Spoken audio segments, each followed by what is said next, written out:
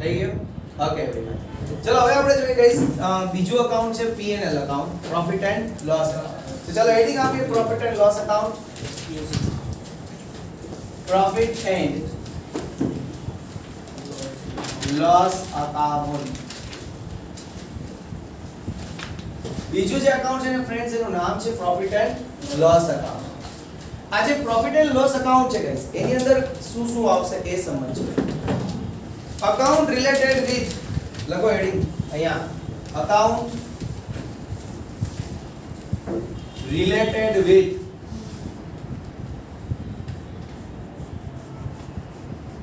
other expenses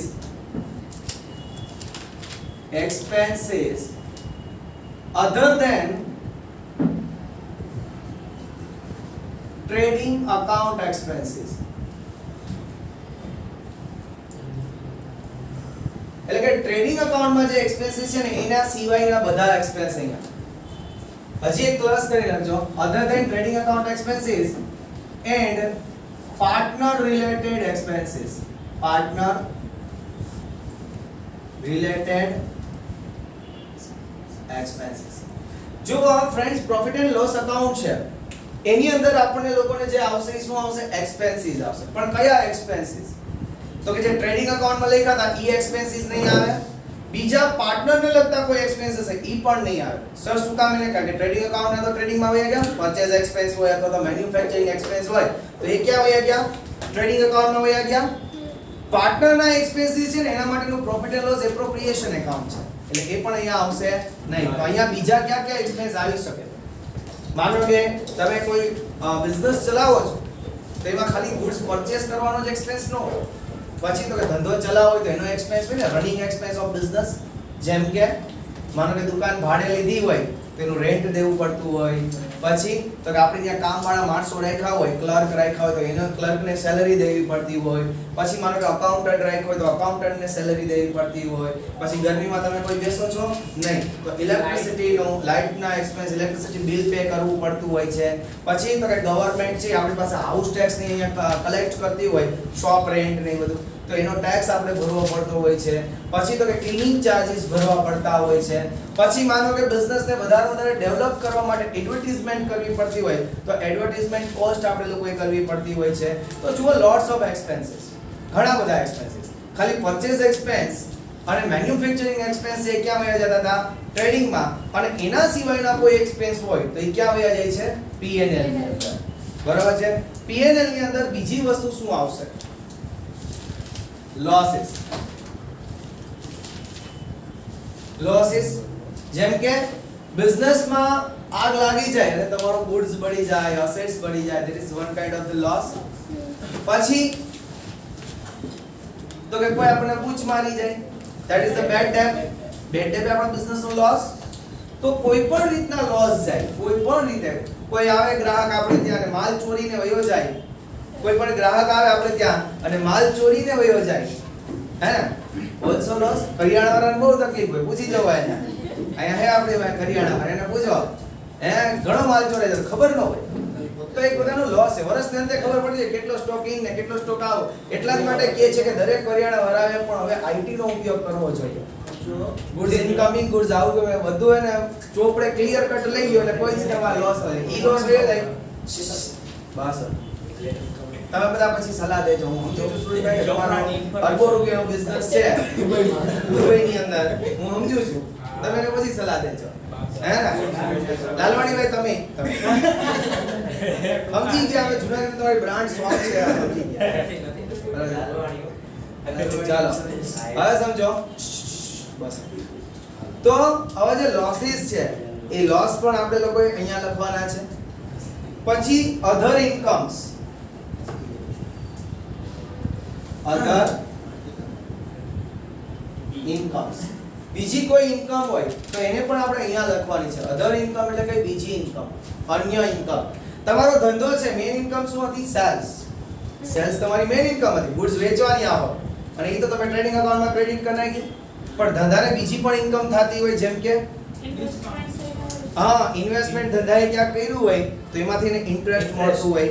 ધંધાએ માનો કે બાજુમાં એક દુકાન લીધી છે ધંધાના નામે, તો એનું રેન્ટ મળતું હોય, પછી માનો કે આપણે ક્યાંક કમિશન ઉપર માલ કોકને વેચી દીધો હોય તો બિઝનેસને કમિશન મળતું હોય છે, બ્રોકરેજ મળતું હોય છે, એટલે કે ગમે એ રીતના અધર ઇન્કમ બિઝનેસને મળે તો એને પણ આપણે ક્યાં લખવાની? P&L માં ક્રેડિટ સાઈડ. ઓકે એવરીવન, માનો કે ડિસ્કાઉન્ટ મળતું હોય તો એ બધું જ અહીંયા. પણ એ ડિસ્કાઉન્ટ કેવું હોવું જોઈએ? Cash discount. કારણ કે ટ્રેડ ડિસ્કાઉન્ટની કોઈ દિવસ એ બુક્સમાં આપણે એન્ટ્રી કરતા નથી. એવું સ્ટાન્ડર્ડ 11th માં જર્નલ એન્ટ્રીમાં આપણે શીખાતા. યાદ હોય તો ઈસવીસન પૂર્વે ઘણા વર્ષો થઈ ગયા, હું ત્યારની વાત કરું છું. કદાચ હા. ચાલો તો આજે છે એની અંદર કઈ કઈ વસ્તુ આવે? પેલું અધર એક્સપેન્સીસ, પછી લોસ, અને એના પછી અધર ઇનકમ્સ. આનું તો બહુ લાંબુ છે એટલે આપણે જેટલાથી લખાય એટલું લખી શકીએ. અધર એક્સપેન્સમાં આપણે શું શું લખી શકીએ? સૌથી પહેલા તો સેલ્સ એક્સપેન્સ લખીએ. હેડિંગ વાઇઝ લખું છું. સેલ્સ એક્સપેન્સીસ એટલે કે એડવર્ટાઇઝમેન્ટ તમે લોકો કરો, બરોબર છે, કે ગમે એ રીતના સેલ્સ એક્સપેન્સ થાય હોય. પછી કેરીજ આઉટવર્ડ, જો આની અંદર જ આવે, લખી દઉં કેરીજ આઉટવર્ડ. કુલદીપભાઈ ક્લિયર? કેરીજ આઉટવર્ડ P&L માં આવે. કેરીજ આઉટવર્ડ એટલે હું પેલો ઈ મને what it means for carried outward. carried outward એટલે હું સૌથી પહેલા મહત્વનું carried outward. આપણે કોકને સામાન આપીએ અને એના માટેનું carriage નું જે ભાડું છે એ આપણે પે કરીએ. that is called carried outward. ક્યાંય જોયું એવું કે carried outward? ક્યાં જોયું? જીઓ માં. હા, જો આ લોકો તો કરતા હશે. એમેઝોન માં નહીં, ઈ લોકો તો આપણી પાસે લે છે ચાર્જીસ. પણ પ્રાઇમ મેમ્બર્સ હોય, પ્રાઇમ મેમ્બર હોય ને એને ડિલિવરી ચાર્જ એમેઝોન પોતે પે કરતી હોય છે. અને એનાથી પણ મસ્ત ઉદાહરણ, તારારારી પિઝા આયે ફ્રી 30 મિનિટ્સમાં પિઝા ડિલિવર કરે છે. બરાબર, ડોમિનોઝ છે, પિઝા હટ છે. તો જુઓ ઈ તમને 30 એની ઈ લોકો તમારી પાસે કોઈ ચાર્જીસ નથી લેતા, તમને ઘર બેઠા પિઝા આપે છે. બરાબર છે, તો ડિલિવરી ચાર્જ છે. બરાબર છે, that is called carriage outward. માલને મોકલવાનો એક્સપેન્સ. માનો કે આ લોકો છે ખબર છે કે કોઈ એક આરે જજો બધો માલ લેતા હોય તો આપણે કહે કે ઘર બેઠા ડિલિવરી દાવ. કેટલાનો માલ લીધો તો કે 10000 રૂપિયાનો. વાંધો નહીં, અમે તમને ઘરે પહોંચાડી દેશું. એનું જે પણ ભાડું થશે ને 10 20 50 100 રૂપિયા ઈ કોણ? વેપારી પે કરતો છે. This is called carriage outward. એ એક પ્રકારનું સેલ્સ એક્સપેન્સ છે જેને કારણે આપણું સેલ્સ વધે છે. બરાબર છે, કેરીજ આઉટવર્ડ. ઓકે એવરીવન, એના પછી બસ સમજી ગયો તમારા લોકોના જે શુભ ને સુવિચારો છે એ after completion of this lecture નીચે વાત કરશું. તમારું જ્ઞાન લેશું, અમે લોકો લેશું. એવું નથી લઈએ, આપણે ફ્રી ટાઈમમાં લેશું. અત્યારે જે આપણી પાસે ફ્રી ટાઈમ નથી હોતો. એના પછી ગાઈસ પછી હું એમ કહું કે depreciation of asset. Depreciation of assets ઉપર ડેપ્રિસિએશન લાગે તમને. assets ની વેલ્યુ દર વર્ષે જે ઘટતી જાય છે, this is called depreciation. પછી તો કે આપણે રેન્ટ પે કરતા હોય તો રેન્ટ પે, કમિશન પે, આપણે કોકને રેન્ટ દેતા હોય, આપણે કોકને કમિશન દેતા હોય તો આ બધું પણ છે બિઝનેસ નો અધર એક્સપેન્સ કહેવાશે. ઇન્ટરેસ્ટ પે કરો. હજી આનું લિસ્ટ બહુ લાંબુ છે ગાઈસ. losses એટલે કે loss due to ખાલી જગ્યા રાખો. loss due to fire, loss due to theft, માલથી વરસાદમાં માલ તણાઈ ગયો હોય, ચોરીમાં માલ વયો ગયો હોય, આગમાં માલ બળી ગયો હોય. બરોબર છે, તો આ બધા એક્ઝામ્પલ છે કે loss due to આના કારણે નુકસાન થયું આપણને. એના પછી bad debt, બૂચ, ગુજરાતીમાં કોઈ આપણને બૂચ મારી દેતું હોય, that is the bad debt. એના પછી અધર ઇન્કમ લખીએ. અધર ઇન્કમ શું આવે તો કે રેન્ટ રિસીવ્ડ. જો અહીંયા રિસીવ્ડ શબ્દ હશે, કમિશન રિસીવ્ડ. અને જો શબ્દ રિસીવ્ડ નો આપ્યો હોય ને તોય ડાયા છોકરાઓ છે ઓળખી જાય કે આપણી ઇન્કમ છે કે એક્સપેન્સ છે. કારણ કે આવું શબ્દ ક્રેડિટ સાઈડ તો નથી આપ્યું ને, જોવાનું. માનો કે ખાલી લખ્યું હોય રેન્ટ, પણ જો ક્રેડિટ સાઈડ આપ્યું હોય તો સમજી જવાનું કે આ રેન્ટ કયું હશે, રિસીવ્ડ હશે. આપ્યું હોય રેન્ટ અને જો ક્રેડિટ સાઈડમાં લખ્યું હોય બેલેન્સમાં તો સમજી જવાનું કે આ શું હશે, ઇન્કમ હશે આપણી. પછી લખ્યું હોય rent received, commission received, interest on investment. તમે ક્યાંક ઇન્વેસ્ટમેન્ટ કર્યું હોય અને તમને ઇન્ટરેસ્ટ મળે, ઇન્ટરેસ્ટ ઓન ઇન્વેસ્ટમેન્ટ, ડિવિડન્ડ. પછી ડિવિડન્ડ મળે. સેલ ઓફ પસ્તી, પસ્તી કયો ને ઇંગ્લિશમાં કે newspaper, sale of pasti or old newspapers, પસ્તી નો ગયા old newspapers, sale of pasti or sale of old newspapers.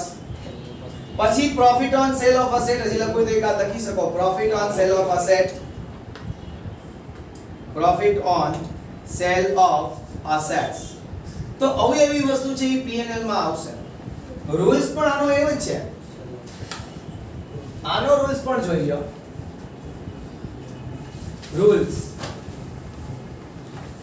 particulars in P&L account. હું સૌથી પહેલા એમ કહું કે other expenses,